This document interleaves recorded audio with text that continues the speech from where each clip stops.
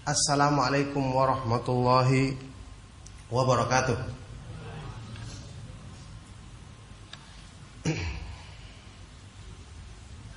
Innal hamdalillah nahmaduhu wa nasta'inuhu wa nastaghfiruh wa na'udzu billahi min shururi anfusina wa min sayyiati a'malina. May yahdihillahu fala mudilla lahu wa may yudlil fala hadiyalah. Wa asyhadu an la ilaha illallah wahdahu la syarika lah wa asyhadu anna Muhammadan abduhu wa rasuluh sallallahu alaihi wa ala alihi wa ashabihi wa man tabi'ahum bi ihsanin ila yaumiddin, amma ba'du. Alhamdulillah, ikhwan dan akhwat sekalian rahimakumullah. Pada sore hari ini kita berkumpul kembali di majelis ilmu yang mulia dalam rangka mensyukuri nikmat hidayah yang Allah Subhanahu wa taala berikan kepada kita, dalam rangka mengusahakan sebab yang menjadikan kita selalu ingat kepada Allah Subhanahu wa taala dan selalu bersemangat berpegang teguh dengan petunjuknya. Orang-orang yang beriman selalu butuh untuk mendapatkan nasihat, dan merupakan bukti benarnya iman jika seseorang hamba itu mendengarkan nasihat dan nasihat itu kemudian bermanfaat bagi dirinya, memberikan kebaikan bagi dirinya. Allah Subhanahu wa taala berfirman dalam Al-Qur'an, "Wa dzakir fa inna dzikra tanfa'ul mu'minin."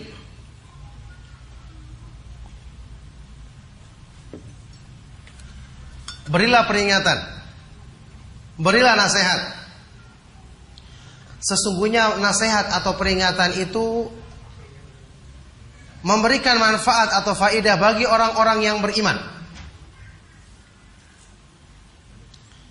Jadi tidak ada seorang pun di antara kita yang tidak butuh mendapatkan nasihat.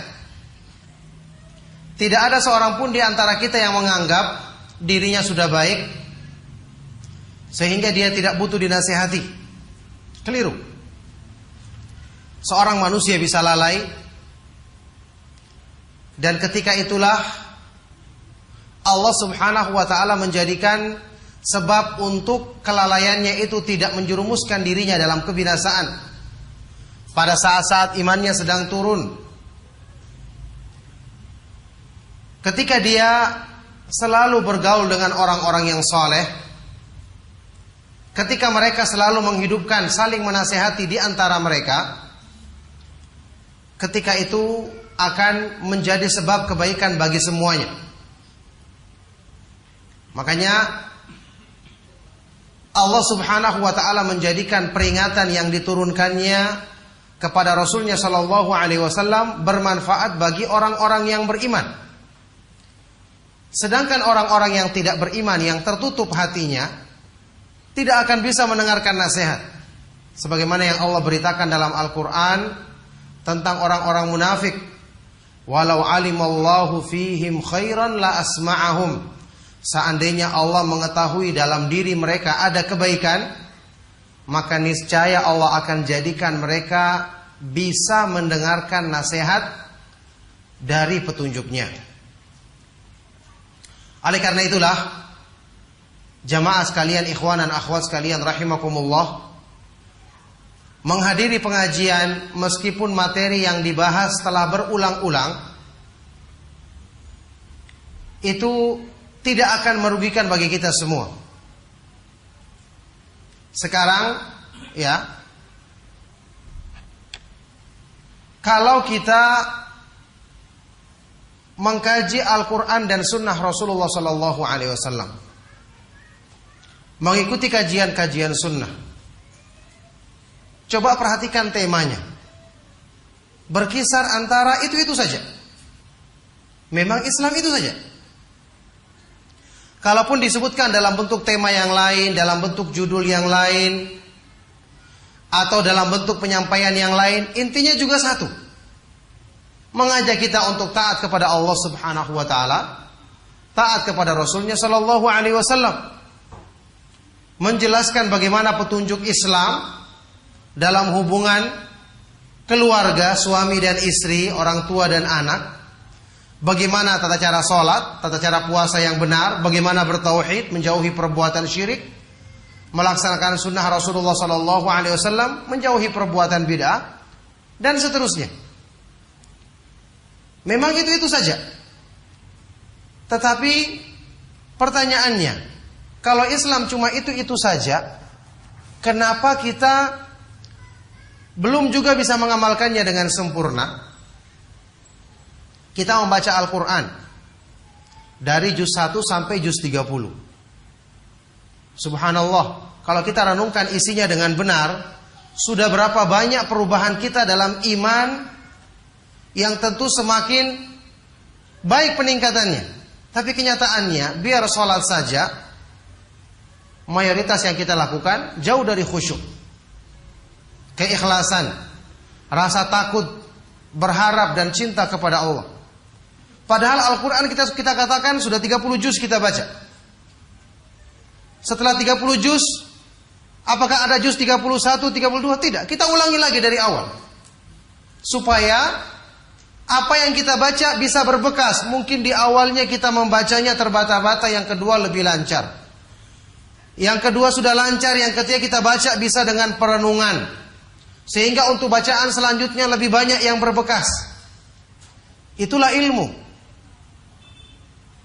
Ilmu itu akan membekas di hati kita kalau kita ulang-ulangi. Makanya mendengarkan kajian dengan seksama, kalau perlu mencatat atau merekamnya, setelah itu diulang, ini yang akan menghidupkan ilmu. Kata sebagian dari para ulama salaf, hayatul ilmi mudzakaratuhu, hidupnya ilmu itu dengan diulang-ulangi, dengan dipelajari kembali.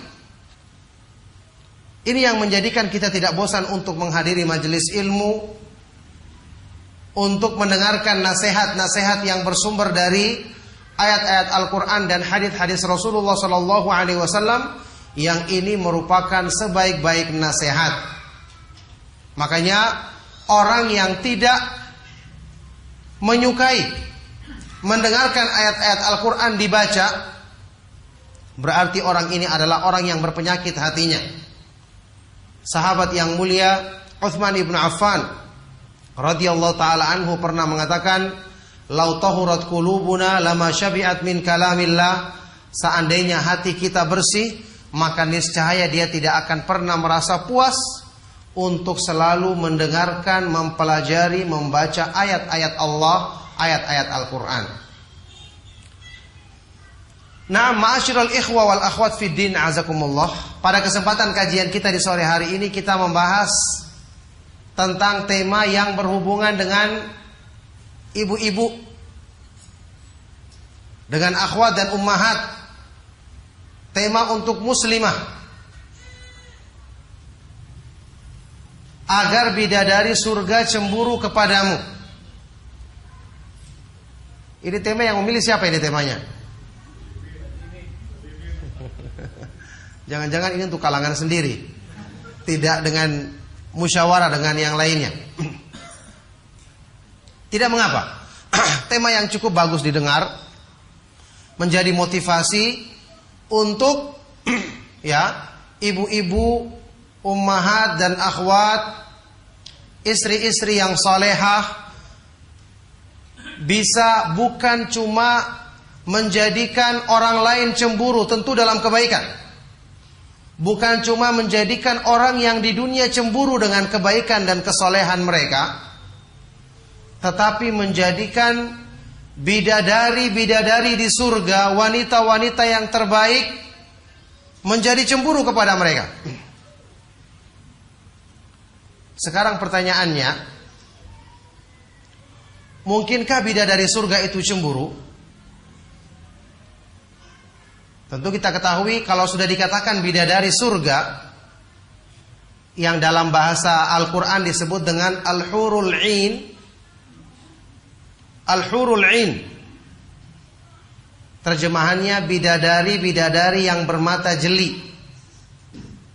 Al-Hur itu diambil dari kata-kata dalam bahasa Arab, ya. Al-Hawra.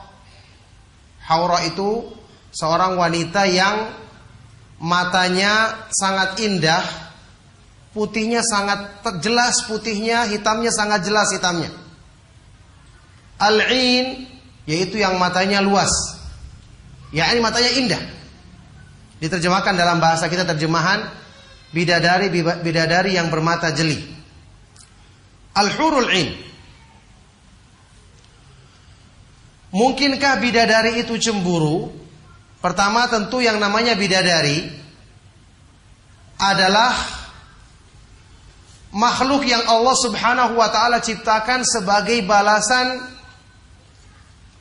kenikmatan tertinggi, balasan kenikmatan yang tinggi yang Allah jadikan bagi seorang hamba yang soleh, yang bersabar menundukkan hawa nafsunya di dunia dalam rangka mengikuti ketaatan kepada Allah Subhanahu wa ta'ala. Tentu kalau dikatakan bidadari surga, yang akan mendapatkannya kaum laki-laki. Sekarang bagaimana perempuan? Jawabannya, perempuan juga akan mendapatkan balasan yang sama. Sudah kita bahas di pertemuan kita kemarin, secara umum laki-laki dan perempuan itu di dalam Islam perlakuannya sama. Dalam masalah ancaman, dalam masalah pahala, kewajiban iman, kewajiban bertauhid, dalam mayoritas hukum-hukum Islam. Rasulullah sallallahu alaihi wasallam bersabda, "Innaman nisa'u syaqa'iqur rijal." Kaum perempuan itu adalah saudara kandung laki-laki. Ada beberapa hukum yang berbeda tapi sangat sedikit, yang lainnya semua mayoritas sama. Makanya ayat-ayat Al-Quran yang menjelaskan tentang balasan kebaikan itu disebutkan di beberapa ayat, min dzakarin au untha, dari kalangan laki-laki atau perempuan. Man amila salihan min dzakarin au untha wa huwa mu'minun falanuhyiyannahu hayatan thayyibatan wa lanajziyannahum ajrahum bi ahsani ma kanu ya'malun. Misalnya, barang siapa yang beriman kepada Allah dari kalangan laki-laki maupun perempuan dalam keadaan dia beriman, barang siapa yang beramal soleh dari kalangan laki-laki maupun perempuan dalam keadaan dia beriman, sungguh kami akan berikan untuknya kehidupan yang indah di dunia, dan di akhirat nanti kami akan berikan balasan yang lebih baik daripada apa yang dikerjakannya di dunia. Jadi Allah berikan kemuliaan kepada laki-laki dan perempuan yang taat kepadanya dengan kemuliaan yang besar. Nah sekarang ketika kemuliaan ini Allah Subhanahu wa ta'ala sempurnakan bagi hamba-hambanya yang beriman. Dalam hal ini, karena sesuai dengan tema kajian kita khususkan balasan yang Allah berikan kepada seorang wanita muslimah, mukminah, yang beriman kepada Allah Subhanahu wa ta'ala dan hari akhir, yang tunduk menjalankan perintahnya. Allah Subhanahu wa ta'ala menyebutkan dalam syariatnya, dalam beberapa hadis-hadis Rasulullah sallallahu alaihi wasallam disebutkan bahwa seorang wanita yang beriman ketika dia mendapatkan balasan kenikmatan di sisi Allah di surga nanti, maka dia bisa menjadi lebih utama dibandingkan dengan bidadari-bidadari di surga. Dia menjadi bidadari yang terbaik di surga. Coba lihat buktinya. Ketika Allah Subhanahu wa ta'ala menyebutkan, ketika Rasulullah SAW menyebutkan dalam hadis-hadis yang sahih tentang misalnya Sayyidatu Ahlil Jannah, pimpinan kaum perempuan penghuni surga, yang disebutkan dalam beberapa riwayat mereka adalah arba'ah, ada 4. yaitu Khadijah bintu Khuwailid, istrinya Rasulullah sallallahu alaihi wasallam. Kemudian Maryam bintu Imran, ya, Maryam ibunya Nabi Isa alaihi salatu wassalam. Kemudian Fatimah bintu Rasulullah sallallahu alaihi wasallam, Fatimah putrinya Rasulullah sallallahu alaihi wasallam, dan Asiyah bintu Muzahim, imra'atu Fir'aun. Asiyah bintu Muzahim.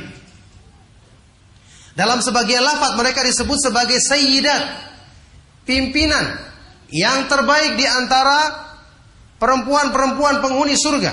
Dalam riwayat lain, afdalun nisa'i ahli jannah, seutama-utama perempuan penghuni surga adalah mereka yang berempat. Ketika menjelaskan makna ini, sebagian dari ulama menyebutkan, seperti Al-Munawi dalam kitab Faidul Qadir, bahwa hadis ini menggambarkan bahwa mereka-mereka ini lebih utama sampai pun dibandingkan dengan bidadari-bidadari yang Allah jadikan di surga. Subhanallah, bidadari-bidadari yang Allah subhanahu wa ta'ala ciptakan di surga itu penuh dengan keutamaan. Semua yang diinginkan oleh kaum laki-laki terpenuhi sifat-sifatnya pada diri mereka. Kecantikan fisik maupun keindahan akhlak. Seperti yang disebutkan dalam ayat-ayat Al-Quran. Ya, misalnya hurum maqsuratun fil khiyam. Mereka adalah bidadari-bidadari yang selalu terbatas pandangannya pada tempat tinggalnya. Kesetiaannya kepada suaminya sangat tinggi.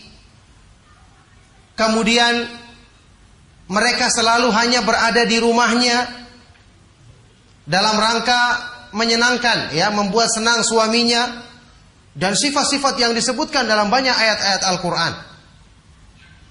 Jadi intinya tadi, wanita-wanita yang saleh dan beriman ketika mereka menunaikan hak-hak Allah subhanahu wa ta'ala, menjalankan perintahnya di dunia, maka ketika di surga nanti mereka bisa menjadi wanita yang lebih mulia bahkan daripada bidadari-bidadari di surga, ya, yang sudah kita ketahui sifat-sifat mereka digambarkan dalam Al-Quran dengan sangat tinggi. Makanya Rasulullah sallallahu alaihi wasallam juga menyebutkan dalam sebuah hadis yang sahih tentang ciri-ciri wanita yang saleh di dunia. Yang ini ada isyarat bahwa mereka di akhirat nanti menjadi wanita-wanita yang terbaik. Ala ukhbirukum bi khairi nisaikum min ahlil jannah.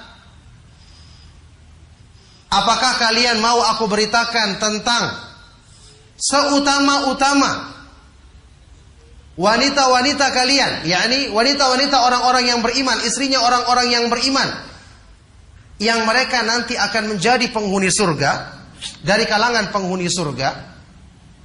Coba lihat, ada isyarat mereka ini nanti bisa menjadi penghuni surga, ya, kaum wanita penghuni surga yang paling utama. Artinya bisa melebihi keutamaan dan kedudukannya para bidadari-bidadari yang Allah subhanahu wa ta'ala ciptakan untuk menjadi pasangan penghuni surga. Inna ansha'nahunna insya'a faja'alnahunna abkara urban atraba li ashabil yamin thullatun minal awwalin wa thullatun minal akhirin. Sesungguhnya Allah subhanahu wa ta'ala berfirman, kami benar-benar menciptakan para bidadari itu dengan penciptaan langsung, dan kami jadikan mereka sebagai gadis-gadis yang sebaya. Li ashabil yamin, untuk penghuni sorga golongan kanan. Jadi Allah subhanahu wa ta'ala menciptakan mereka dengan segala sifat, kecantikan fisik, keindahan dalam akhlak.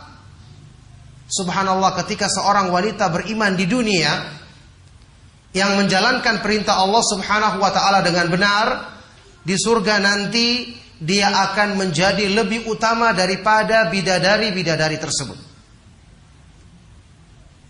Ini merupakan kemuliaan yang Allah Subhanahu wa taala berikan bagi seorang perempuan mukminah, seorang perempuan muslimah, keutamaan yang Allah Subhanahu wa taala berikan di dunia dan kemuliaan tinggi yang Allah Subhanahu wa taala jadikan bagi mereka di akhirat nanti. Makanya oleh karena itu ayyuhal wal akhwat wal ummahat, ya.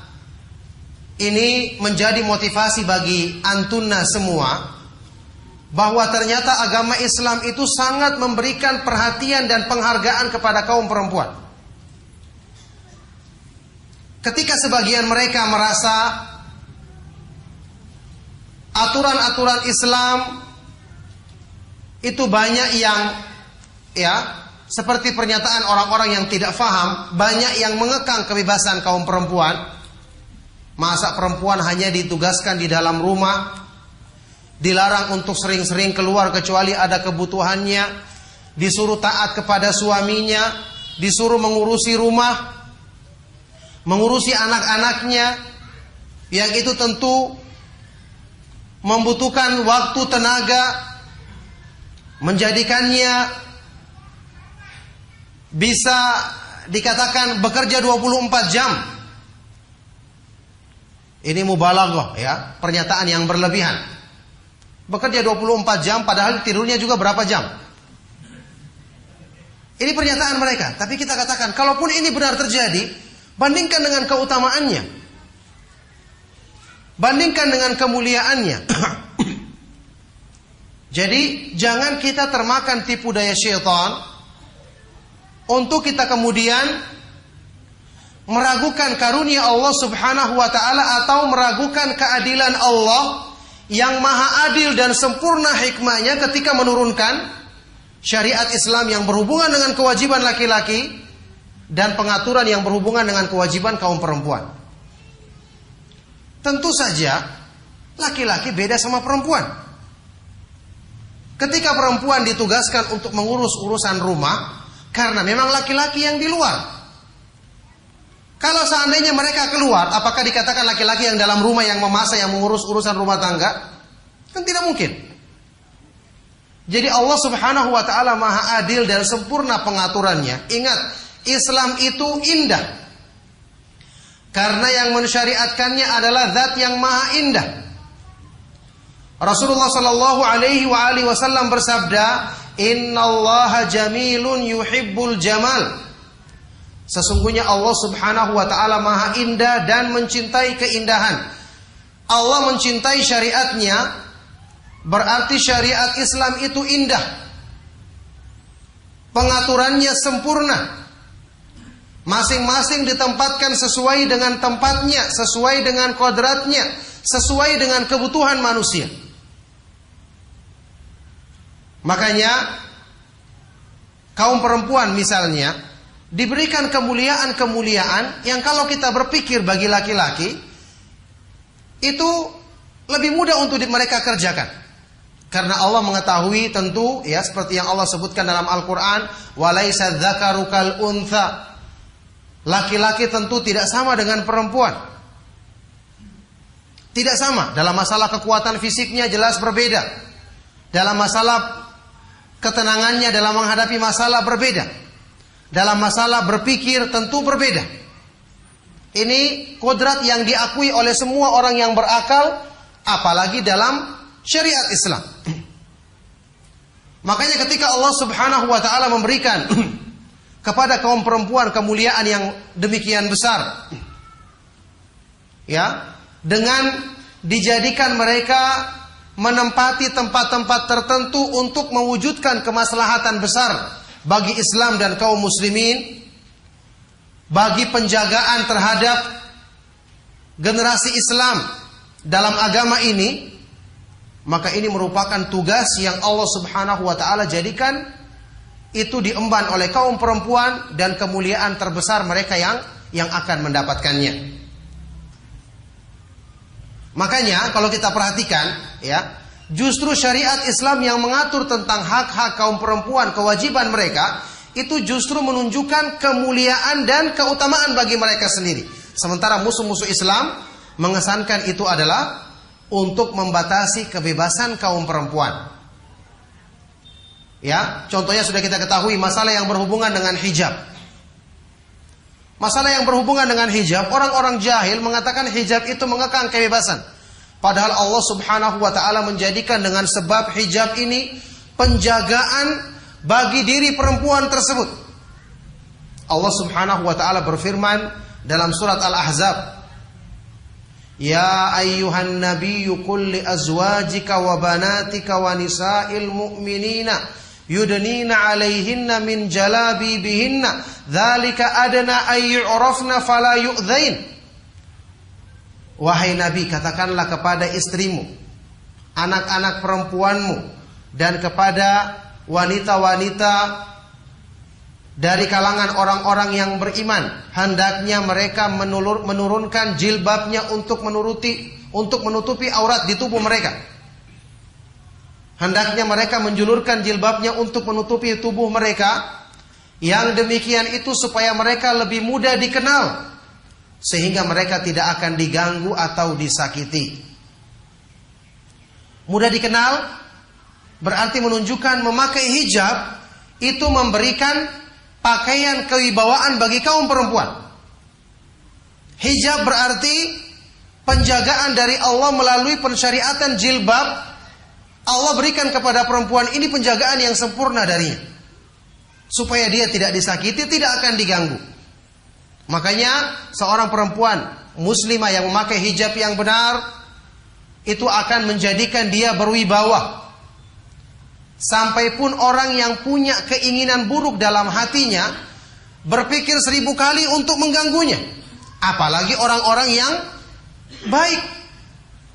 Tidak akan menimbulkan fitnah karena Allah Subhanahu wa taala yang menjamin penjagaan bagi dirinya. Ini kemuliaan.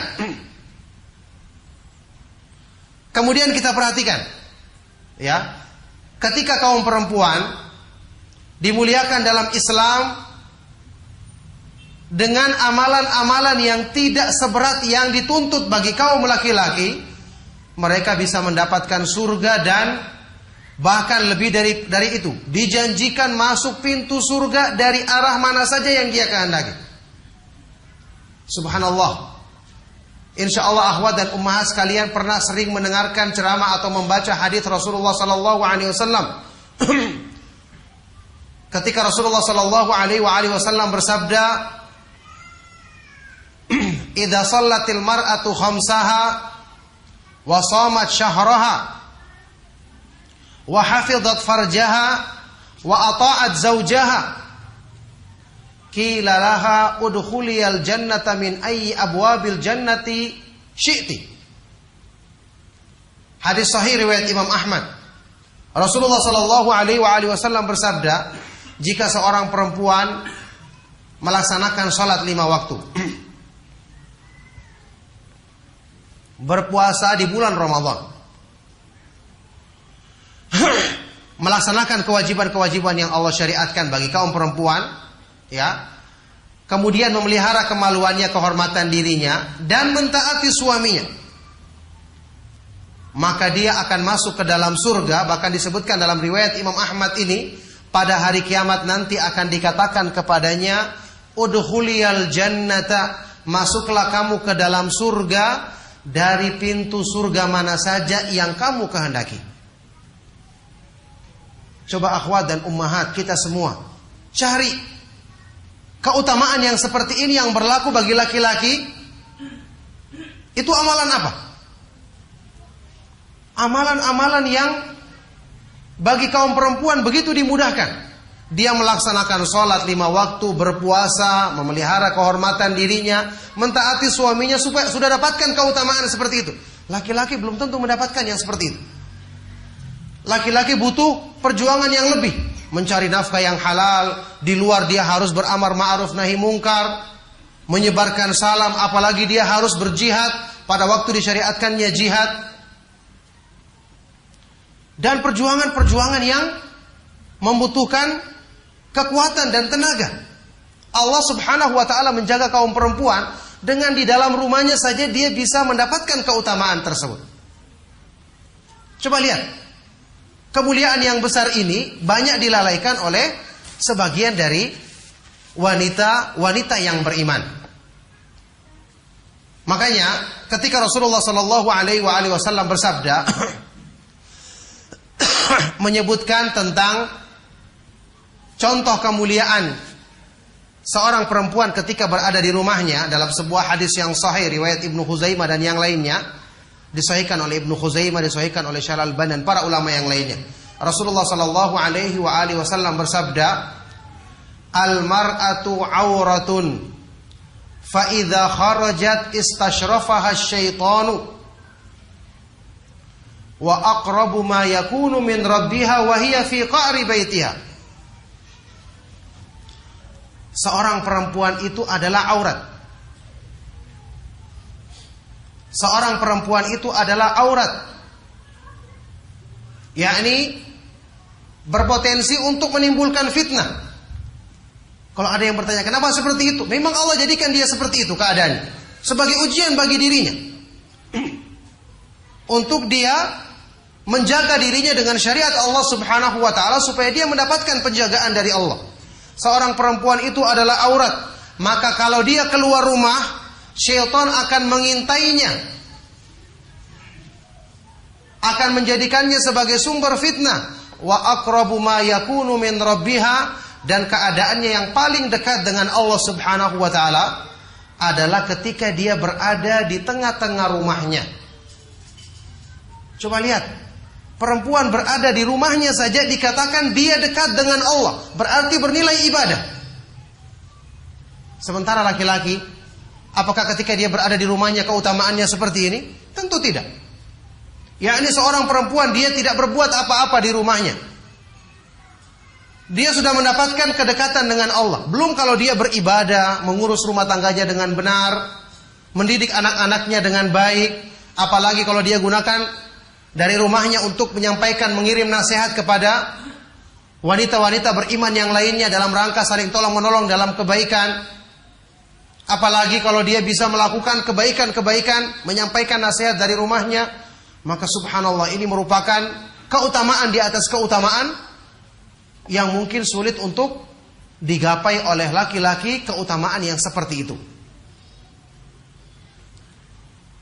Makanya kalau kita perhatikan dari hadis-hadis yang sahih dari Nabi Shallallahu Alaihi Wasallam, ya, amalan-amalan seperti ini kelihatannya ringan dan sepele, tapi bagaimana keutamaannya?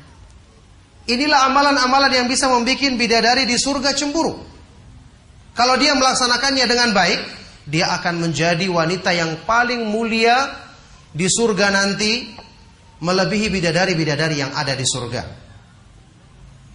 Makanya ayat wal akhwat wal ummahat, akhwat dan ummahat sekalian rahimakumullah, kita perhatikan, ya, kemuliaan dan keselamatan diri antunna sekalian itu setelah melaksanakan perintah Allah Subhanahu wa taala, kewajiban-kewajiban yang disyariatkan.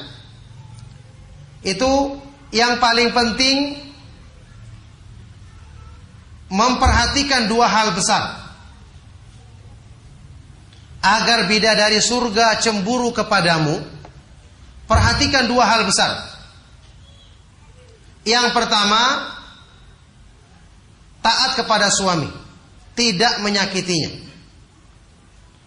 Hadis yang saya sebutkan tadi ketika Rasulullah Sallallahu Alaihi Wasallam menyebutkan, hal ukhbirukum bi khairi nisaikum min ahlil jannah. Apakah kamu mau aku beritahukan tentang sebaik-baik kaum perempuan dari penghuni surga? Rasulullah SAW menyebutkan di antara sifatnya adalah al-a'ud ala zaujiha, wanita yang selalu kembali meminta maaf kepada suaminya. Allati idza ghadiba 'alaiha zaujuha ja'at ilaihi, yaitu ketika suaminya marah kepadanya, tentu terjadi yang namanya pertengkaran.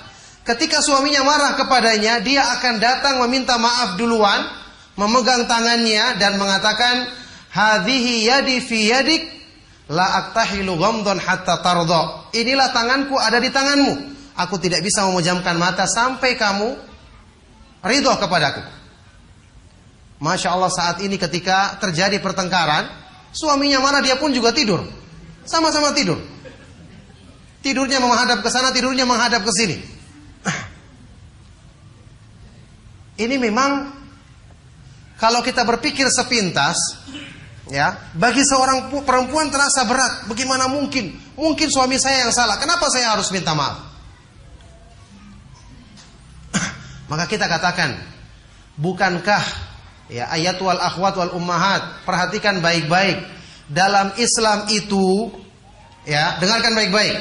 Dalam Islam itu, amalan-amalan yang justru bernilai besar di sisi Allah adalah amal-amal yang ketika kita lakukan, di situ ada perjuangan menundukkan hawa nafsu.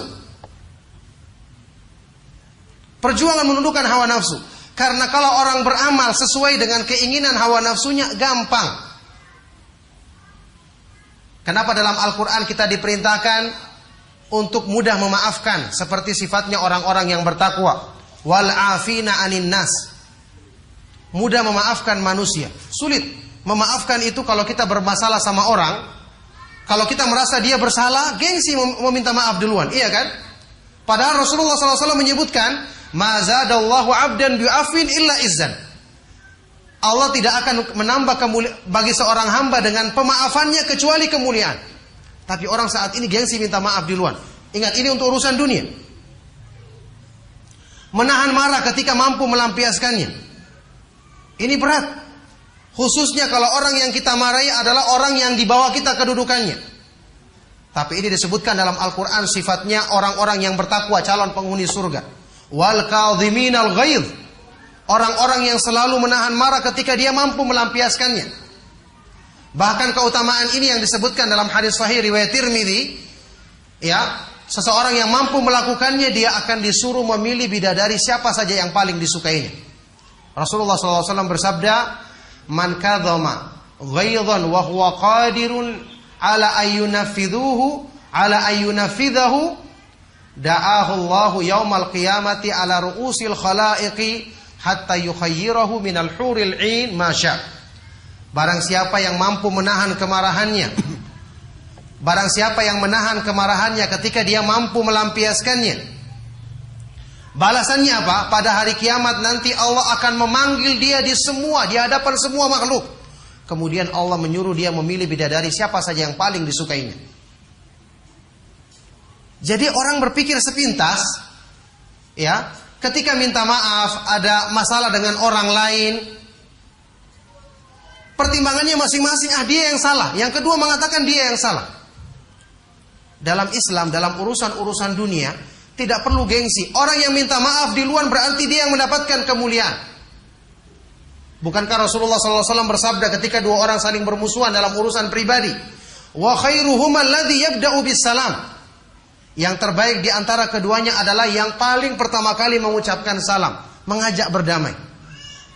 Masalah pertimbangan siapa yang salah, masing-masing manusia merasa dirinya benar. Allah yang Maha tahu, nanti Allah yang menghukuminya. Tapi ketika seseorang sudah menundukkan hawa nafsunya dengan minta maaf di luar, mengucapkan salam di luar, berarti dia mengambil bagian kemuliaan yang paling besar. Dia yang menang karena dia bisa mengalahkan hawa nafsunya dan syaitan. Makanya kenapa kata Rasulullah SAW, laisa syadidu bisur'ati, bukanlah orang yang kuat itu yang menang dalam perkelahian, dalam pertengkaran. Walakinna syadida man yamliku nafsahu indal ghadab. Tetapi orang yang kuat itu adalah orang yang bisa menahan dirinya ketika dia sedang marah. Jadi di sini ada pelajaran penting bagi kita semua. Kenapa dijadikan kemuliaan kaum perempuan itu demikian besar dengan sifat ini? Karena di sini benar-benar mereka berjuang menundukkan nafsunya untuk melaksanakan perintah Allah dalam rangka taat kepada suaminya, termasuk ketika mereka sedang bertengkar atau suaminya marah kepadanya, maka dia datang minta maaf di luar, mencari keridhoannya. Ini perjuangan yang membutuhkan ya, upaya untuk menundukkan hawa nafsu di jalan Allah Subhanahu wa taala. Makanya keutamaannya demikian tinggi dan demikian besar. Jadi mentaati perintah suami. Kenapa di dalam hadis-hadis yang sahih Rasulullah sallallahu alaihi wasallam banyak menggandingkan kaum perempuan dengan taat kepada suami. Kalau sedang bertengkar minta maaf duluan. Kenapa? Pada kenyataannya ayat wal akhwat wal ummahat, kaum perempuan banyak yang gagal dalam masalah ini. Rasulullah SAW telah memberitakan kepada kita dan tidak asing bagi kita hadisnya. Hadis sahih riwayat Imam Muslim. Kenapa kebanyakan kaum perempuan menjadi penghuni neraka? Hubungannya karena muamalah yang tidak baik dengan suaminya. Berarti kebanyakan kaum perempuan gagal dalam masalah ini. Makanya Rasulullah SAW banyak mengingatkan. Sampai-sampai dalam hadis yang sahih ketika Rasulullah SAW menyebutkan, "Lau kuntu amiran ahadan an yasjuda li ahadin la amartu imra'atan an tasjuda li zawjiha." Seandainya diperbolehkan aku menyuruh seseorang untuk sujud kepada orang lain, maka sungguh aku akan memerintahkan perempuan untuk sujud kepada suaminya karena besarnya haknya. Ingat, ini Allah yang mengaturnya. Inilah jalan surga mereka. Unduri aina anti minhu fa innama huwa jannatuki wa naruk. Lihatlah bagaimana kedudukanmu di hadapan suamimu, karena sesungguhnya dia adalah surgamu atau nerakamu. Makanya bidadari-bidadari di surga marah. Ini kecemburuan mereka yang benar. Marah ketika seorang perempuan itu menyakiti suaminya. Disebutkan dalam hadis yang sahih riwayat Imam At-Tirmidzi dari sahabat yang mulia Mu'adz bin Jabal radhiyallahu taala anhu, Rasulullah sallallahu alaihi wasallam bersabda, "La tu'dhi imra'atun zawjaha fid dunya illa qalat zaujatuhu minar huril in qatalakillah la tu'dhihi innama huwa indaki dakhilun yushiku an yufariqaki ilaina." Tidaklah seorang perempuan, seorang istri di dunia menyakiti suaminya kecuali istrinya dari bidadari surga yang mengetahui hal ini akan marah dan berkata, "Qatalakillah, semoga Allah membinasakanmu." Ini doanya bidadari kepada perempuan yang menyakiti suaminya. Semoga Allah membinasakanmu. Jangan kamu menyakiti laki-laki itu, karena dia saat ini ada di sisimu cuma sementara. Ya, ini perempuan yang menyakiti suaminya tidak akan bertemu lagi.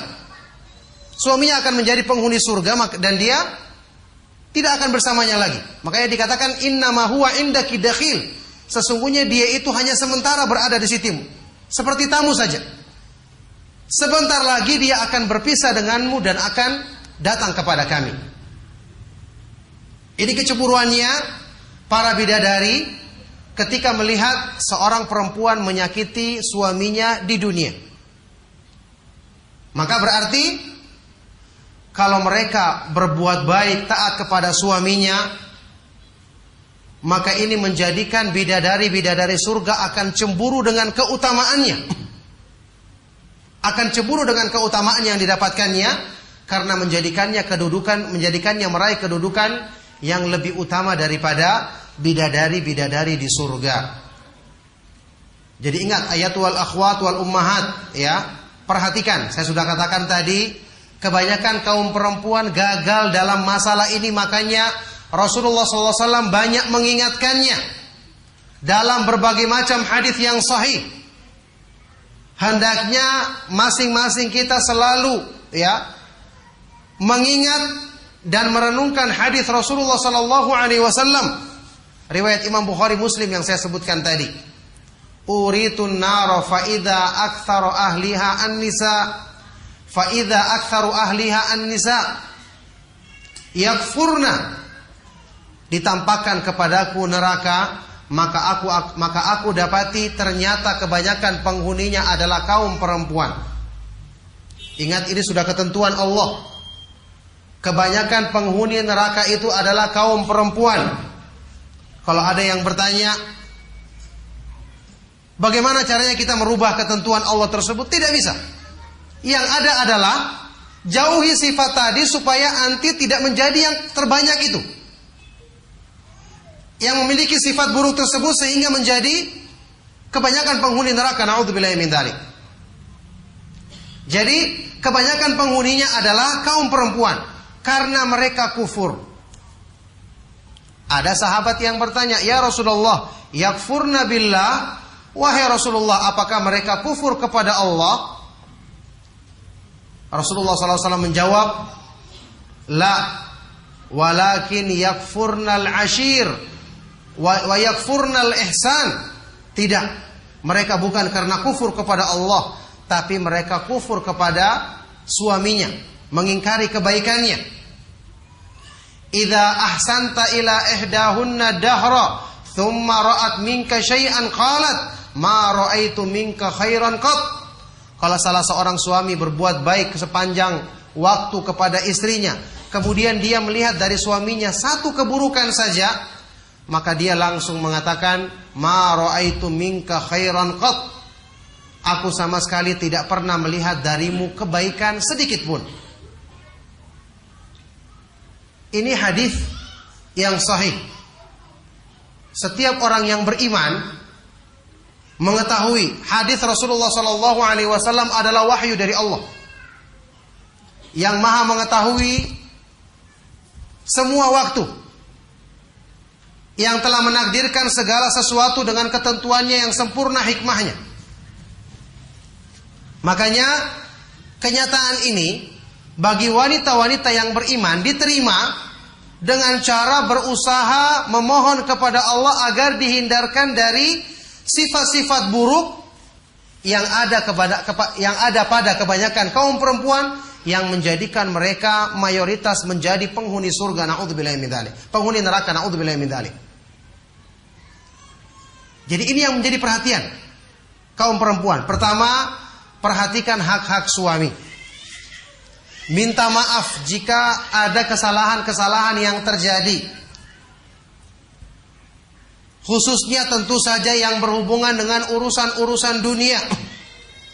Tidak disalahkan kalau dia ingin mengusulkan sesuatu, ingin memberikan teguran dalam perbaikan sesuatu, diperbolehkan. Tetapi dengan cara yang baik dan cara yang lemah lembut. Tidak menjadi sebab kemurkaannya, kemarahannya. Ingat, bidadari tadi mendoakan, qatalakillah, semoga Allah membinasakanmu, melaknatmu. Kalau doa ini terkabul, bagaimana keadaan wanita tersebut? Tentu menjadi keburukan baginya. Na'udzubillahi min dzalik. Jadi ini diperhatikan dengan sebaik-baiknya. Jalan untuk masuk ke dalam surga bagi kaum perempuan, bahkan memilih pintu surga mana saja yang 8 yang dikehendakinya. Subhanallah, hanya berusaha dalam hal seperti ini yang Allah Subhanahu wa taala insyaallah ringankan bagi orang-orang yang dimudahkan baginya taufiknya. Itu perkara yang pertama. Kemudian perkara yang kedua yang perlu ditekankan bagi kaum perempuan, bagi wanita muslimah, setelah berusaha mentaati suami, adalah perkara yang berhubungan dengan keadaan mereka sebagai fitnah atau sumber fitnah bagi kaum laki-laki. Ingat, kaidahnya, setiap sesuatu perbuatan buruk, fitnah itu banyak diingatkan dalam Al-Quran dan hadis-hadis Rasulullah SAW. Berarti perkara tersebut banyak terjadi, banyak yang melanggarnya. Karena Allah Subhanahu wa taala dan Rasulnya tidak mungkin mengingatkan sesuatu berkali-kali kalau hal tersebut ternyata banyak yang tidak dikerjakan oleh manusia. Rasulullah SAW melarang kaum perempuan yang melakukan tabarruj, berhias atau berdandan ala jahiliyah. pakaian yang menjadikan fitnah bagi kaum laki-laki. Padahal sudah kita bahas tadi sabda Nabi SAW, perempuan sendiri itu adalah aurat. Ketika dia keluar rumah, syaitan akan mengintainya, menjadikannya sebagai sumber fitnah. Kemudian akhwat juga mengetahui hadis Rasulullah SAW, bahkan lebih dari satu hadis. Ya, Rasulullah SAW diantaranya bersabda, "Ma taraktu ba'di fitnatan hiya adarru ala rijali minan nisa." Tidaklah aku meninggalkan setelahku fitnah yang lebih berbahaya bagi kaum laki-laki melebihi fitnah wanita. Makanya ini menjadi perhatian, bahkan sebagian dari para ulama seperti Imam Az-Zahabi rahimahullah taala dalam kitab Al-Kabair, kitab yang menyebutkan tentang dosa-dosa besar, beliau mengisyaratkan bahwa di antara sebab yang menjadikan kaum perempuan kebanyakan menjadi penghuni neraka karena mereka suka berhias, suka berdandan ala jahiliyah, yang itu menjadi sebab fitnah bagi kaum laki-laki. Jadi masalah perhiasan yang kedua. Tabiatnya perempuan memang suka berhias. Tetapi ingat, Islam ya tidak melarang mereka berhias, tapi perhiasan tersebut disembunyikan, tidak ditampakkan. Bayangkan perempuan-perempuan di zaman jahiliyah, ya, mereka itu memakai perhiasan yang diperdengarkan bunyinya saja, bukan rupanya, supaya laki-laki mengetahui dia pakai perhiasan. Dulu pakai apa? Perhiasan gelang di kaki yang namanya khal-khal.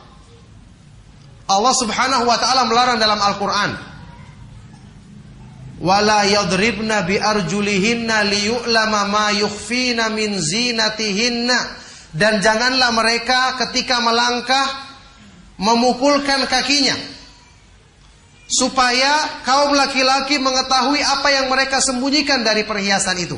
Subhanallah, perhiasan bukan dilihat, cuma didengar, tidak boleh, menimbulkan fitnah. Coba kita perhatikan perhiasan yang dipakai kaum perempuan saat ini. Subhanallah, demikian banyak dan bermacam-macam, terlihat sangat mencolok.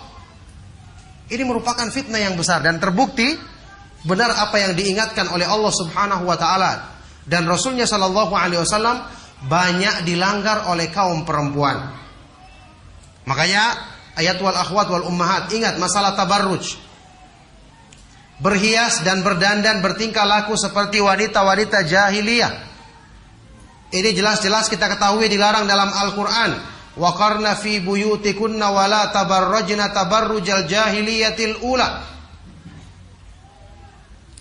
Hendaknya kalian wahai kaum perempuan menetap di rumah-rumahmu, dan janganlah kalian berdandan, berhias, sering keluar rumah seperti tingkah laku dan kebiasaan wanita-wanita di zaman jahiliyah. Subhanallah, baru penisbatannya saja kepada kaum perempuan jahiliyah sudah menunjukkan keburukan dan dosa besar. Belum ancaman-ancaman yang disebutkan dalam hadis-hadis yang sahih tentang perempuan-perempuan yang memakai pakaian yang mengundang fitnah.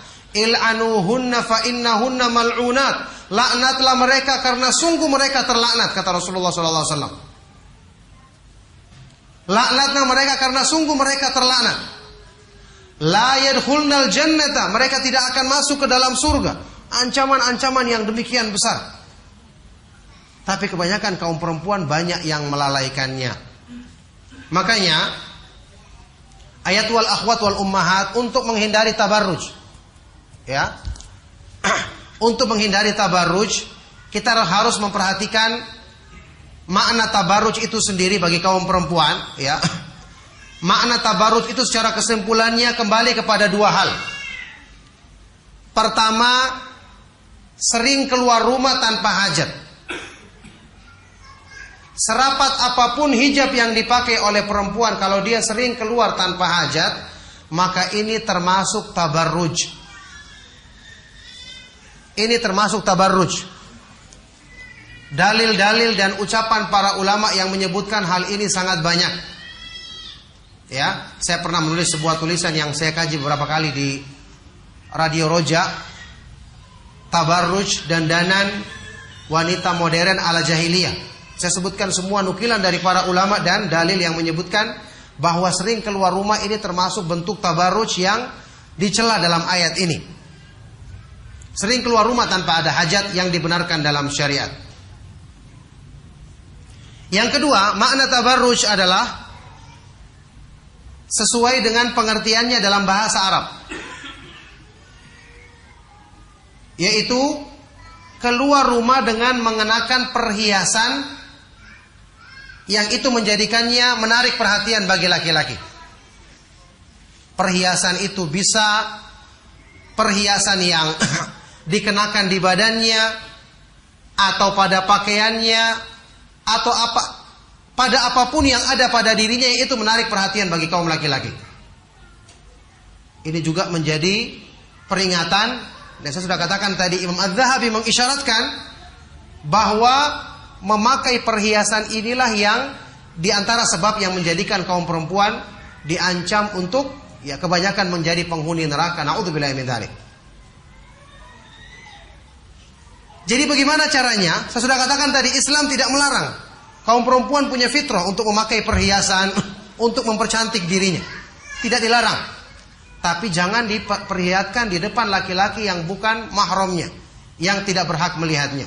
Kalau mereka memakai perhiasan, ditutup dengan pakaian luar yang tidak ada perhiasan, setelah bertemu dengan kaum perempuan dibuka tidak apa-apa. Dan ingat, perhiasan bagi perempuan itu ada dua macam, kata para ulama. Ada dua macam. Ada yang namanya azinatul asliyah, perhiasan asal, yaitu bagian-bagian tubuh mereka yang menarik perhatian bagi kaum laki-laki. Perhiasan asal namanya. Yang kedua, azinatul muktasabah, perhiasan tambahan dari luar. Ini bisa berupa hiasan-hiasan yang dipakai kaum perempuan seperti kalung misalnya, gelang atau cincin ataupun yang lainnya. Termasuk mungkin perhiasan pada pakaiannya supaya kelihatan indah. Kita katakan tadi ini boleh dipakai tapi tidak boleh diperlihatkan pada laki-laki yang bukan mahramnya. Jadi kalau mau dipakai ditutup. Nanti ketemu dengan kaum perempuan baru dipakai, diperlihatkan. Atau mungkin di dalam rumah, di depan orang-orang yang diperbolehkan secara syariat untuk melihatnya. Nah, dua hal ini yang menjadi perkara paling penting untuk dijaga oleh kaum perempuan, agar bidadari surga cemburu kepada mereka. Karena dua perkara inilah yang banyak diingatkan dalam hadis-hadis Rasulullah SAW untuk berusaha diterapkan oleh wanita-wanita yang beriman, dengan memohon taufik kepada Allah Subhanahu wa taala agar dihindarkan dari dua keburukan besar tersebut. Oleh karena itulah, ayat wal akhwat wal ummahat, saya tidak memperpanjang nasihat pada sore hari ini karena kita masih ada kajian lagi di malam hari nanti. Saya cuma ingatkan, Allah Subhanahu wa taala maha sempurna keadilannya ketika menempatkan syariatnya yang sesuai bagi kaum laki-laki dengan tanggung jawab mereka sendiri, dengan amalan-amalan yang Allah Subhanahu wa taala janjikan keutamaan khusus bagi mereka. Demikian pula kaum perempuan ditempatkan di tempat yang mulia, mendapatkan keutamaan-keutamaan yang tinggi, dijaga dengan penjagaan Allah Subhanahu wa taala yang sempurna. Coba kita perhatikan, Allah Subhanahu wa taala berfirman dalam Al-Qur'an ketika membagi dua kemuliaan ini bagi laki-laki dan perempuan. Allah Subhanahu wa taala berfirman, Ar-rijalu qawwamuna 'alan nisa'i bima faddalallahu ba'dahum 'ala ba'din wa bima anfaqu min amwalihim. Fas-salihatu qanitatun hafizatun lil ghaibi bima hafizallah. Kaum laki-laki merupakan pemimpin bagi kaum perempuan. Ingat, laki-laki Allah jadikan kedudukannya seperti itu. Dia merupakan pemimpin bagi kaum perempuan. Allah yang menempatkannya. Kaum laki-laki merupakan pemimpin bagi kaum perempuan. karena Allah menjadikan sebagian mereka lebih dibandingkan sebagian yang lain, dan karena infak harta yang diberikan kepada laki-laki bagi kaum perempuan. Fasalihatu, maka wanita-wanita yang saleh, perempuan-perempuan beriman yang saleh adalah yang qanitatun, selalu tunduk kepada perintah Allah. Hafizatun lil ghaibi, menjaga hak-hak suaminya, kehormatan dirinya ketika suaminya sedang tidak ada, sedang keluar.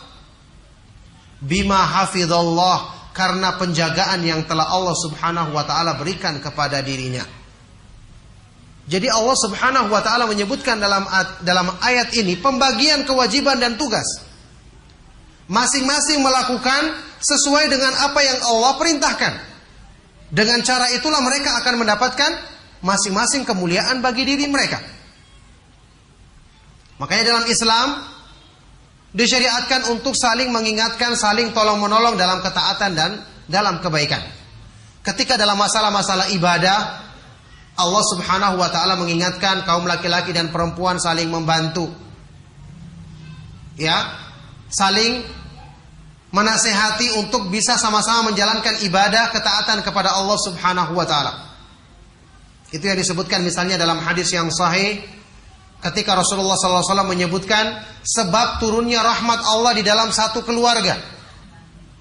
Rahimallahu imra'an, rahimallahu abdan, semoga Allah merahmati seorang hamba yang dia seorang suami yang bangun di malam hari, dia berwudu menjalankan sholat malam, thumma ayqadha imra'atahu, kemudian dia membangunkan istrinya untuk melaksanakan sholat malam juga.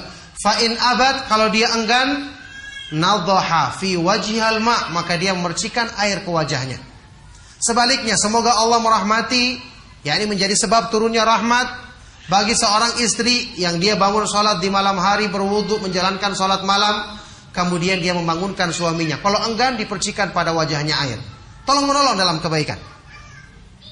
Ini yang bisa seseorang itu saling mengajak, saling berlomba-lomba dalam kebaikan. Adapun masalah penempatan tugas, yang satu di dalam rumah, yang satu menjadi pemimpin, bagaimana berusaha mentaati, ini yang masing-masing menjalani sesuai dengan apa yang Allah Subhanahu wa taala perintahkan.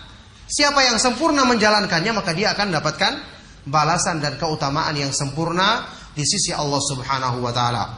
Nah, oleh karena itulah ayat wal akhwat wal ummahat, karena kajian ini berhubungan dengan kajian akhwat, maka penekanan dalam masalah ini saya sebutkan banyak hal yang berhubungan dengan masalah akhwat dan ummahat sekalian, agar kita semua mengetahui ternyata agama Islam demikian agung, demikian adil, dan demikian besar memberikan penghargaan kepada kaum perempuan, karena mereka dimudahkan jalan-jalan kebaikan yang tentu orang-orang yang jahil tidak mengetahuinya. Adapun orang-orang yang beriman, yang menuntut ilmu, mereka mengetahui sebab-sebab kemuliaan dirinya, untuk dia berusaha menempuh jalan kemuliaan tersebut dengan senantiasa memohon taufik kepada Allah Subhanahu wa taala. Barakallahu fikunna, sampai di sini insyaallah. Mudah-mudahan nasihat yang saya sampaikan bermanfaat dan menjadi sebab kebaikan bagi kita semua. Mohon maaf jika ada kata yang salah dan kurang berkenan. Semoga Allah Subhanahu wa taala senantiasa menjaga kita dalam kebaikan sampai di akhir hayat kita. Kita jawab pertanyaan sebelum kita tutup kajian kita di sore hari ini. 6.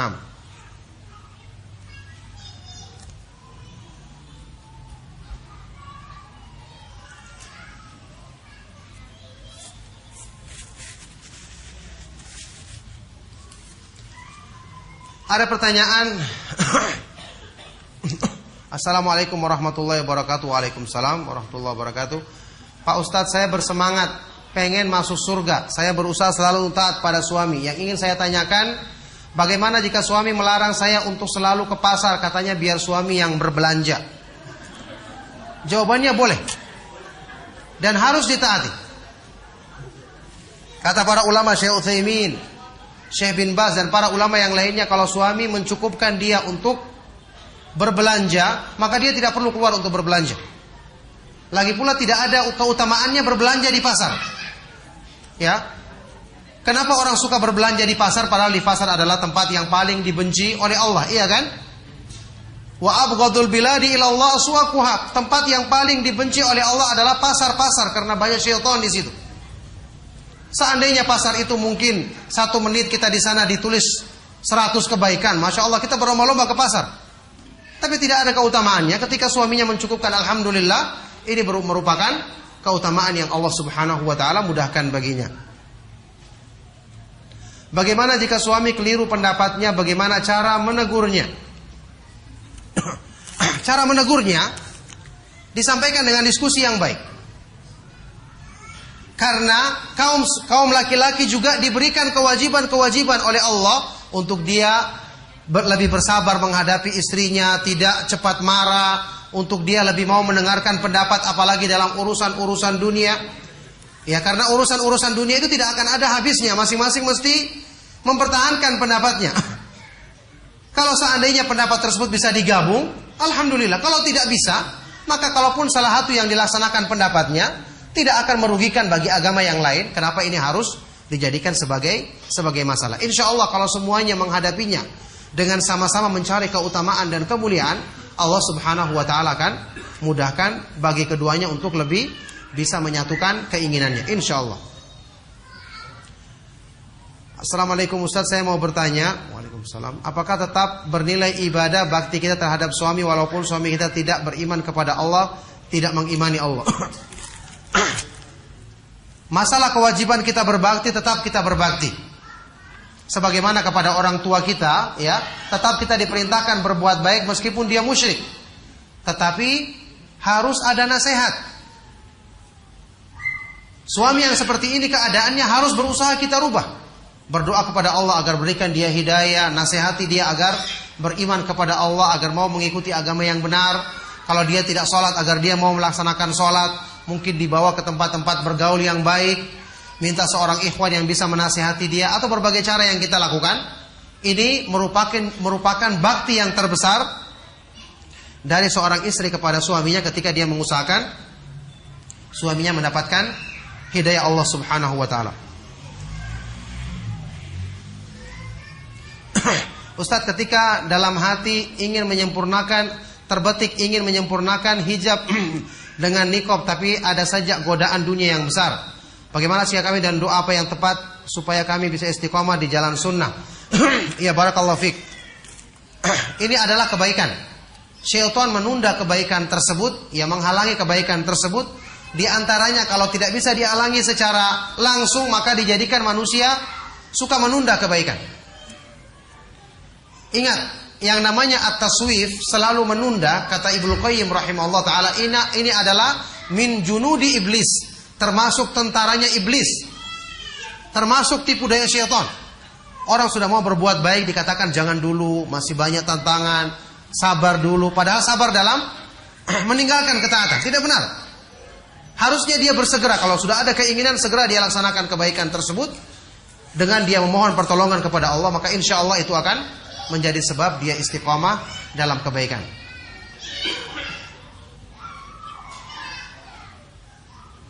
Salahkah saya sebagai istri mengingatkan suami dengan cara yang berapi-api untuk menyuruh suami menjalankan perintah Allah, seperti ke masjid, datang ke majelis ilmu, meninggalkan merokok dan lain-lain? Mengingatkan benar, tapi tidak perlu pakai api. Nanti terbakar. Yani suami itu pemimpin bagi kaum perempuan. Adabnya seorang bawahan bicara kepada pemimpinnya tentu ada. Kalau dia bicara kayak emosi, kayak menggurui, akan sulit diterima. Akan menimbulkan pertengkaran. Ya, jadi bicaranya lemah lembut, bicara dengan cara yang baik. Kan tujuannya untuk menasihati, bukan untuk menghukumi atau menggurui, kan begitu. Ya, orang itu dinasihati terasa berat karena disalahkan. Jangan tambah beratnya dengan cara penyampaian yang keras. Makanya Rasulullah SAW dalam hal ini mengingatkan, ketika menasihati orang itu tujuannya bukan untuk membuat kita menampakkan diri kita hebat dalam menegur dia, tapi tujuannya adalah membuat dia sadar. Ya, jangan bantu syaitan untuk menjadikan dia semakin menolak nasihat kita. Rasulullah SAW bersabda, la takunu a'wanan li syaitani ala akhikum. Janganlah kamu menjadi penolong bagi syaitan untuk menjerumuskan saudaramu. Jadi nasihatilah dengan cara yang baik, dengan cara lemah lembut. Mungkin dihadirkan ceramah-ceramah yang bermanfaat. Saya katakan tadi bisa diajak ke rumah ikhwan kita yang mungkin suaminya bisa melakukan pendekatan yang baik, karena biasanya kalau sama-sama mereka mungkin nggak lebih gampang masuk nasihatnya. Yang jelas usaha yang kita lakukan, kesabaran yang kita tempuh tidak akan sia-sia, ya. Allah Subhanahu wa taala tidak akan menyia-nyiakan kebaikan tersebut.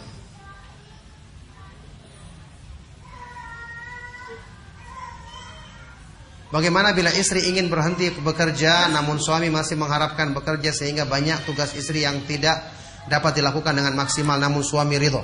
Ya, yang seperti ini tidak ada ketaatan kepada suami. Cuma pelan-pelan kita sampaikan kepadanya. Ya, kalau itu pekerjaan yang jelas-jelas kita ketahui di situ banyak pelanggaran, kita tinggalkan, terus kita minta keridhaan suami. Kita minta keridhaan suami supaya menerima, karena ini berhubungan dengan ketaatan kepada Allah. Kalau sudah berhubungan dengan ketaatan kepada Allah, maka tidak ada ketaatan kepada makhluk. Sebagaimana sabda Rasulullah SAW, la ta'ata li ahadin fi ma'siyatillah, innama ta'atu fil ma'ruf. Tidak ada ketaatan kepada seorang pun dalam bermaksiat kepada Allah, karena taat itu hanya dalam kebaikan-kebaikan saja. Bagaimana sikap kita terhadap orang tua yang tidak sesuai akidahnya dengan kita, dan orang tua itu sangat keras kepala? Dilunakkan kepalanya dengan nasihat yang baik. Kendala yang kita hadapi itu rata-rata sama. Waktu kita telah mengenal sunnah, orang tua kita menentang, ada yang saudaranya menentang, ada yang suaminya menentang, ada yang istrinya menentang. Itu di mana-mana dihadapi. Allah Subhanahu wa taala jadikan itu sebagai ladang dakwah bagi kita. Kita bersabar. Ya. Bukan cuma kita yang menghadapi, yang lebih mulia daripada kita, para nabi dan para rasul. Nabi Nuh, Nabi Lut, siapa yang menentang dakwah mereka? Istrinya dan anaknya, bayangkan. Yang paling dekat dengan mereka. Padahal apa kurangnya dakwah seorang nabi yang akhlaknya, cara penyampaiannya yang baik, ilmunya yang tinggi, doanya kepada Allah. Allah berikan ujian seperti itu kepada orang-orang yang lebih mulia, maka hendaknya kita lebih bersabar untuk mendekati mereka dengan cara yang baik. Yang jelas pendekatan dan dakwah kita tidak sia-sia, semuanya bernilai ibadah kepada Allah Subhanahu wa taala. Bolehkah wanita berkegiatan sosial di luar atau mencari ilmu dan tidak diizinkan suami?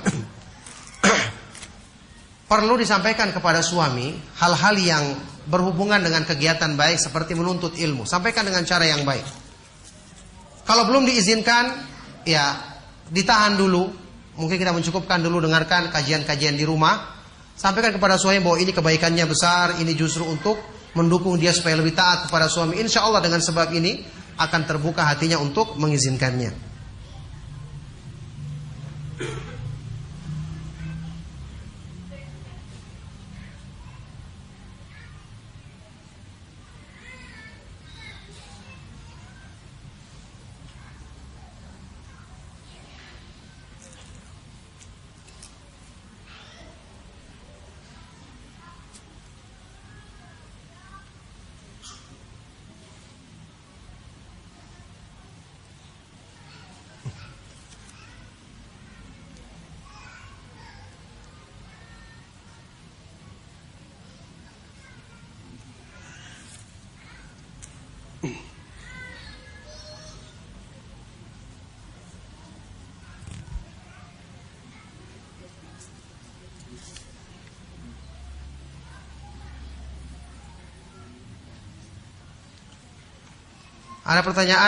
Ada pertanyaan-pertanyaan yang terulang ya, makanya saya tidak jawab karena sudah ada jawabannya tadi. Bagaimana caranya supaya terhindar dari sifat ujub, riya dan bangga akan amalan ibadah kita? Iya, cara terhindar darinya dengan kita mengingat semua kebaikan yang kita lakukan bukan karena kemampuan diri kita, tapi karena taufik dari Allah Subhanahu wa taala. Dan kita mengingat sifat ujub dan riya, bangga dengan amal, ini justru menjadi sebab hidayah akan dicabut oleh Allah Subhanahu wa taala. Makanya kita tekan nafsu kita dari sifat ujub dan bangga ini supaya itu tidak menjadi sebab hidayah Allah Subhanahu wa taala dicabut dalam diri kita.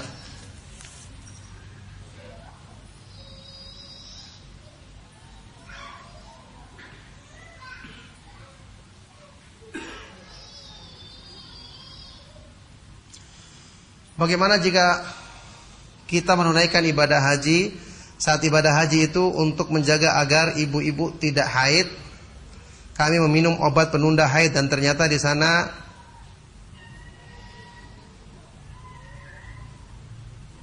tidak haid tapi mengeluarkan flek. Apa yang harus kami lakukan? Dan setiap hendak ibadah salat kami harus mandi. Ya, ini yang jadi masalah. Sebenarnya menggunakan obat-obat seperti ini itu lebih bagus tidak digunakan.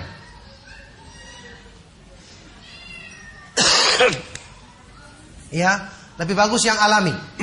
Karena Allah Subhanahu wa taala menjadikan haid itu sebagai ketentuan yang Allah berlakukan bagi kaum perempuan. Innahu syai'un katabahu Allah ala banati Adam, kata Nabi SAW tentang haid. Haid itu adalah sesuatu yang Allah tetapkan bagi kaum perempuan. Jadi ketika dia tidak menggunakan ini, alhamdulillah waktu haji itu juga panjang. Kalau dia misalnya haid ketika dia sedang melaksanakan ibadah haji, tidak mengapa. Dia tunggu sampai dia suci baru dia tawaf. Dan kebanyakannya itu bisa dilakukan ya, karena perjalanan waktu melaksanakan ibadah haji itu cukup panjang. Waktunya cukup panjang. Ini ketika misalnya dia datang pertama kali, ternyata dia haid sebelum dia tawaf. Tidak mengapa dia tunggu. Lagi pula orang rata-rata menunggu di Mekah. Setelah dia suci baru dia tawaf untuk melaksanakan misalnya umroh. Kalau dia hajinya tamattu. Kalaupun hajinya sudah dekat misalnya, maka dia tetap dalam keadaan ihram sampai dia suci, kemudian dia melaksanakan tawaf. Ala kulli hal ada cara untuk melakukannya. Dan dalam kondisi saat ini jemaah haji yang berdiam cukup lama di sana, itu akan cukup waktunya sampai dia menunggu selesai haidnya untuk bisa menunaikan kesempurnaan hajinya tanpa ada masalah, insya Allah. Kalau sudah terlanjur terjadi, karena ini juga dibolehkan oleh para ulama, dan ternyata keluar flek, ini yang menjadi masalah. Kalau keluarnya flek tersebut di hari-hari kebiasaan haidnya, maka itu dihukumi haid. Itu dihukumi haid karena bertepatan dengan hari-hari kebiasaan dia selalu haid ketika di tanah air atau ketika dia belum minum obat tersebut. Itu yang menjadi patokan. Kalau itu berhubungan dengan kebiasaannya di hari-hari kebiasaannya, maka itu dihukumi haid.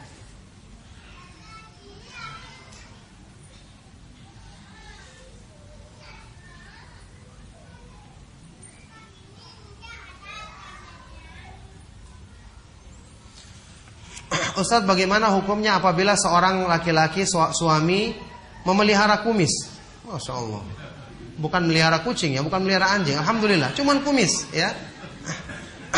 Kumis itu tidak perlu diberi makan, tidak perlu diberi minum. Jadi mudah peliharanya ya. Namun sang istri tidak suka bila sang suami punya kumis. Kasihan ya.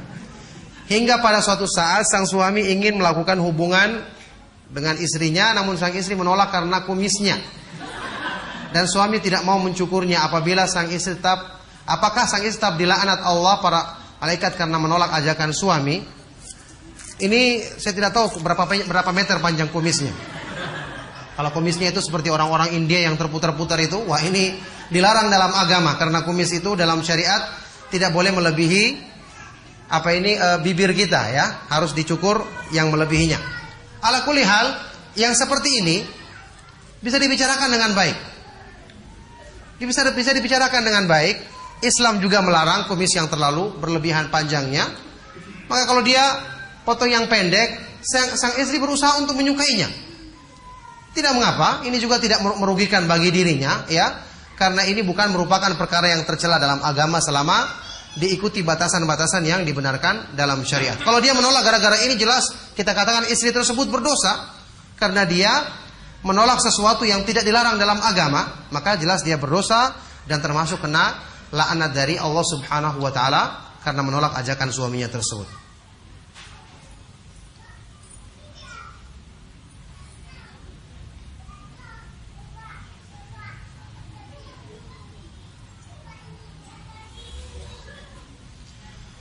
Bagaimana bila suami yang selalu menyuruh istrinya untuk sekedar beli obat untuk anak, makanan atau apapun, keluar sendiri baik siang juga pernah tengah malam dengan mengendarai motor sendiri? Ya, ini tidak pantas. Yang seperti ini bertentangan dengan perintah Allah, maka jangan diikuti. Katakan dengan cara yang baik bahwa besok saya akan lakukan besok insya Allah. Ya kalau mungkin siang hari dan dekat tidak mengapa, dia lakukan, mungkin suaminya sibuk atau lagi capek.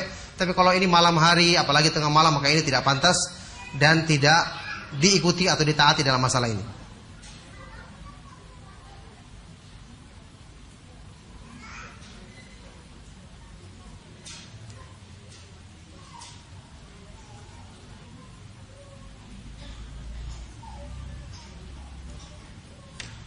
Berbicara masalah pakaian wanita dan perhiasan dan dandan, berdandan. Bagaimana hukumnya bagi wanita yang bekerja sedangkan pakaiannya yang harus dipakai adalah celana panjang dan diharuskan berdandan? Masya Allah, ini sudah bertumpuk-tumpuk masalahnya. Dulumat ba'duha fawqa ba'd, kegelapan satu di atas yang lain. Sudah bekerjanya masalah, kemudian dia suruh berdandan, suruh lagi pakai celana panjang. Ini semua masing-masing merupakan pelanggaran sendiri-sendiri. Ya, makanya yang seperti ini harus dihindari dan harus ditinggalkan. Berdoa kepada Allah Subhanahu wa taala semoga dimudahkan menghindari keburukan tersebut. Bagaimana jika suami tidak bisa menjadi imam dan tidak bisa membimbing istri? Ya, dinasihati. Tidak semua keadaan yang kita inginkan itu ideal seperti yang kita maukan. Kalau begitu nanti tidak ada ujian. Tidak ada tempat-tempat untuk kita menempatkan kesabaran. Disinilah kita diuji, laki-laki maupun perempuan diuji untuk bersabar menghadapi orang-orang di sekitarnya, mendakwai mereka, mengajak mereka untuk taat kepada Allah Subhanahu wa taala. Makanya tetap kita berusaha untuk bersabar mengajak mereka, kecuali kalau sudah sampai batasan yang dibenarkan oleh syariat, maka kita boleh menempuh cara-cara yang dibenarkan setelah kita menempuh cara menasihati.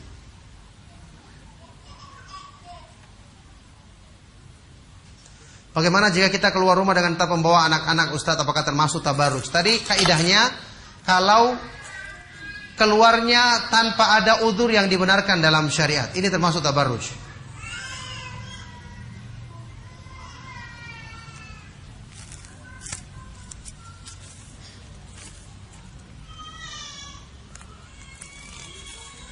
Mengapa Aisyah tidak termasuk dalam 4 wanita yang utama?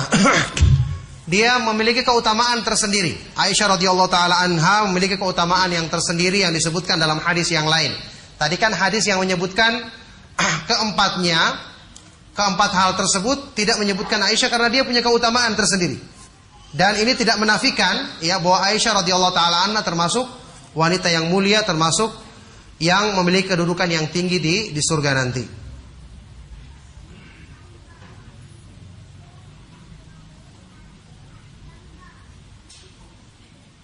Bolehkah seorang perempuan menunda untuk meminta maaf karena ingin mencari perhatian suami? Ya, melaksanakan perintah agama itu lebih baik. Bisa jadi suaminya bukan malah memberikan perhatian, malah tambah marah karena ditunda. Ya, jadi melaksanakan perintah Allah itu kita harus yakin itu adalah yang terbaik dan mesti mendatangkan kebaikan.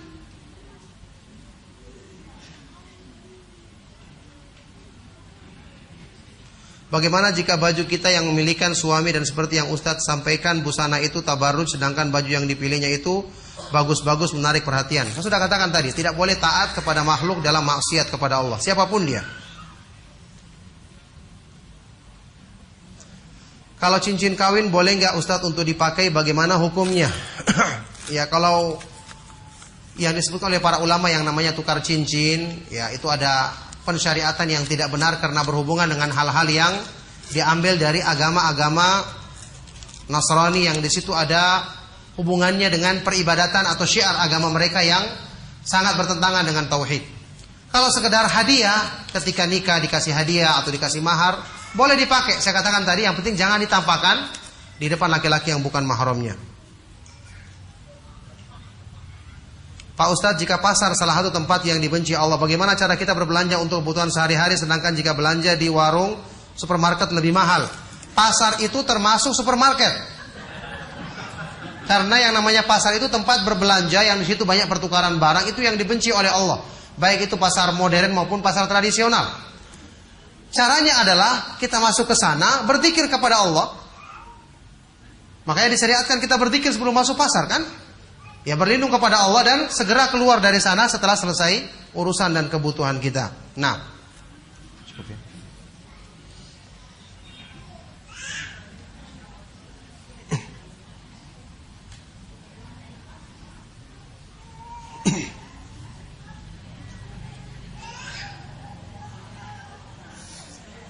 Ya, ada pertanyaan tentang masalah dalil keutamaan surat Al-Mulk dibaca sebelum tidur. Saya ada hadis yang sahih yang menyebutkan tentang keutamaan surat Al-Mulk, cuma tidak dikhususkan dibaca sebelum tidur. Yang jelas surat ini ada keutamaannya ketika dibaca. Sebagaimana surat Al-Kahfi ya dibaca waktu hari Jumat itu ada keutamaannya. Yang jelas Al-Mulk itu ada keutamaannya secara umum, membacanya mendapatkan keutamaan yang disebutkan dalam hadis tersebut. Ini saya pernah tulis dan dimuat di majalah As-Sunnah. Keutamaan surat Al-Mulk. Adapun surat Al-Waqiah saya tidak ingat saat ini. Yang saya ingat saya hadis yang menyebutkan keutamaannya adalah hadis yang lemah. Ya, insya Allah nanti kita akan cari lagi keutamaan yang berhubungan dengan surat Al-Waqiah. Cukup ya.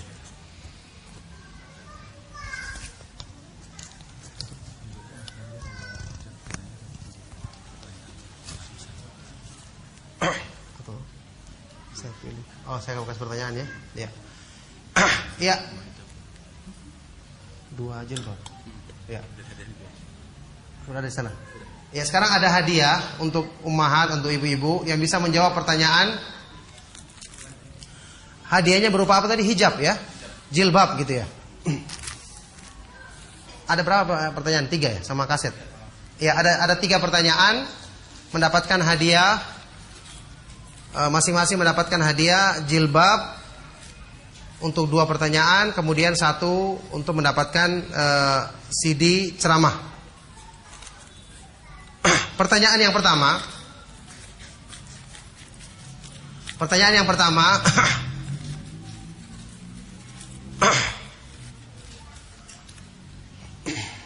Sebutkan makna hadis Rasulullah SAW yang keutamaannya menyebutkan bahwa wanita itu dipersilakan untuk masuk surga dari pintu surga mana saja yang dikehendakinya.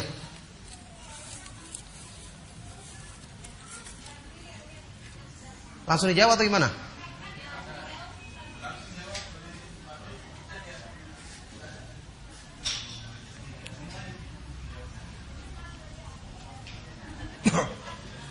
Boleh ditulis nanti saya yang ngecek ya.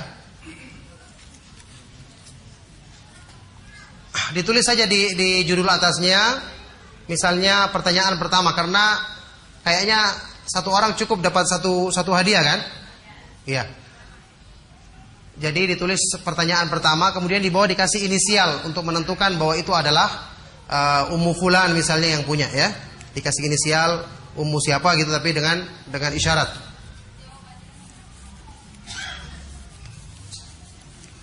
Pertanyaan kedua, ingat masing-masing hanya berhak mendapatkan 1 hadiah ya, supaya hadiahnya tidak diborong.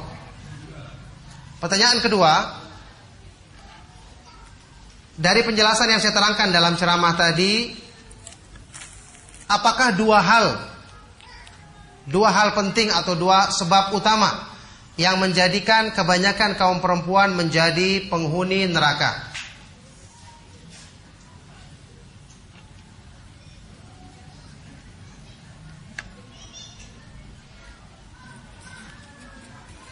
Pertanyaan yang ketiga, sebutkan definisi tabarruj atau pengertian tabarruj. Cukup.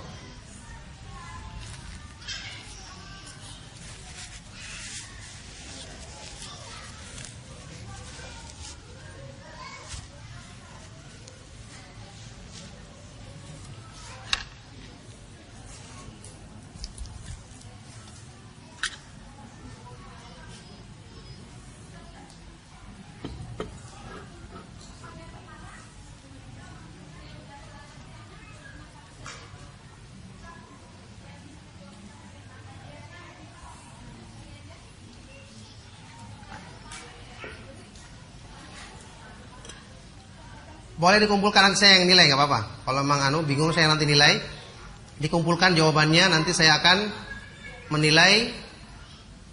Kalau banyak yang menjawab, nanti saya akan menilai, pilih salah satu yang paling benar. Silakan. Pertanyaan pertama diulang. Gitu. Pertanyaan pertama, sebutkan makna hadis yang menyebutkan keutamaan bagi kaum perempuan, yaitu mereka bisa masuk ke dalam surga dari pintu mana saja yang dikehendaki.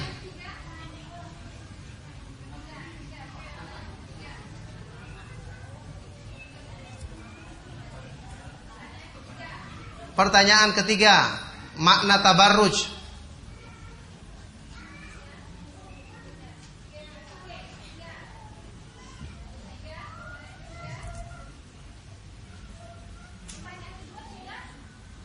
Ayo segera kumpulkan. Waktu hampir habis.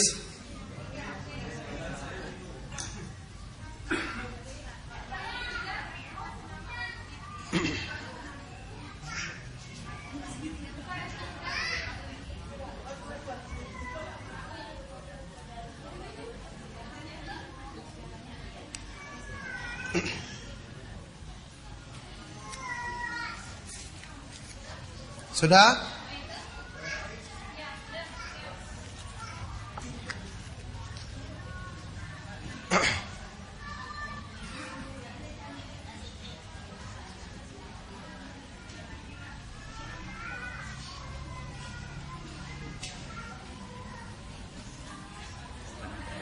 Pertama,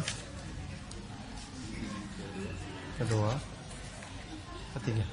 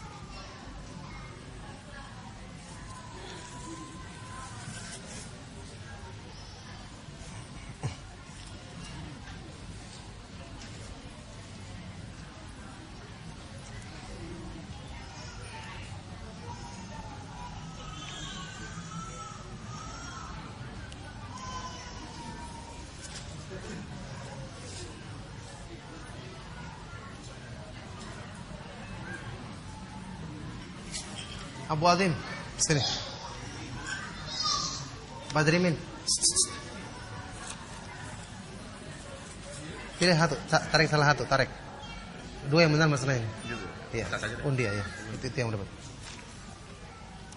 Iya, untuk pertanyaan pertama ada dua yang terbaik. Hasil undiannya kan itu dibolehkan dalam syariat. Kalau ada dua orang yang berhak maka diundi. Yang dipilih tadi oleh Ustadz Badrimin yaitu yang mendapatkan hadiahnya Bu Ima. Bu Ima.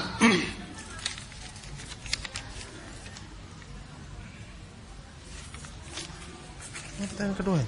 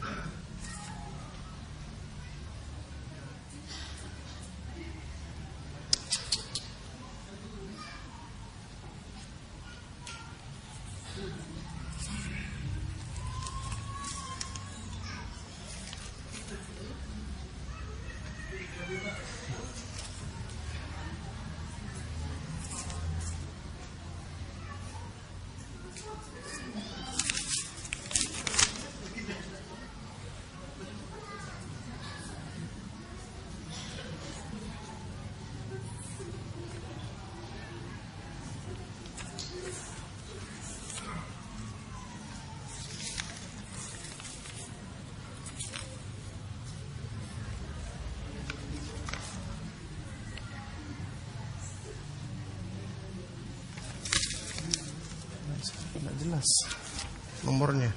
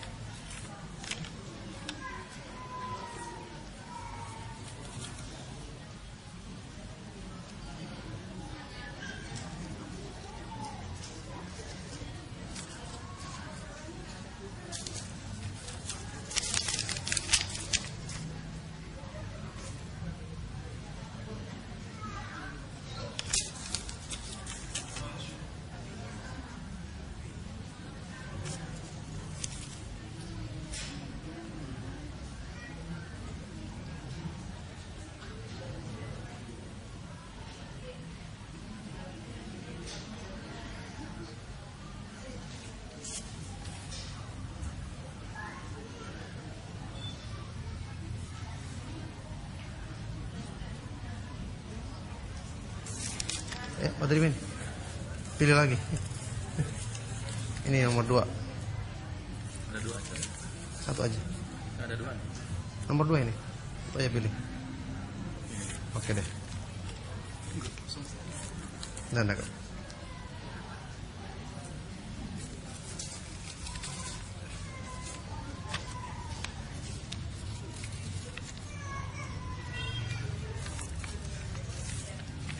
Oh, sudah deh.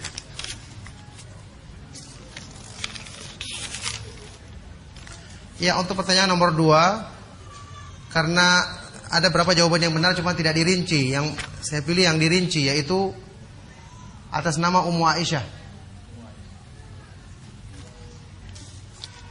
Untuk nomor 2, hadiahnya untuk Ummu Aisyah.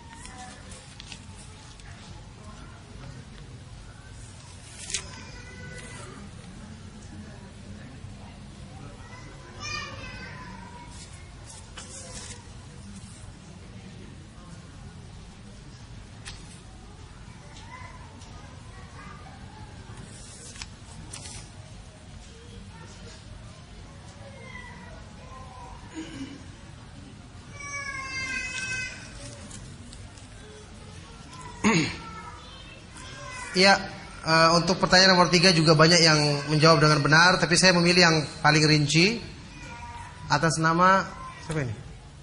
Ummu Faris ya, Ummu FRS pakai inisial. Ummu FRS itu yang dapat hadiahnya. Cukup ya? Ya. Jadi untuk yang ketiga, hadiah ketiga untuk Ummu FRS. Ya, kita cukupkan kajian kita. Sallallahu wasallam wa baraka ala nabiyina Muhammad wa ala alihi wa sahbihi wa man tabi'ahum bi ihsanin ila yaumiddin. Wa akhiru da'wana alhamdulillahi rabbil alamin. Subhanakallahumma wa bihamdika asyhadu an la ilaha illa anta astaghfiruka wa atubu ilaik. Wassalamu alaikum warahmatullahi wabarakatuh.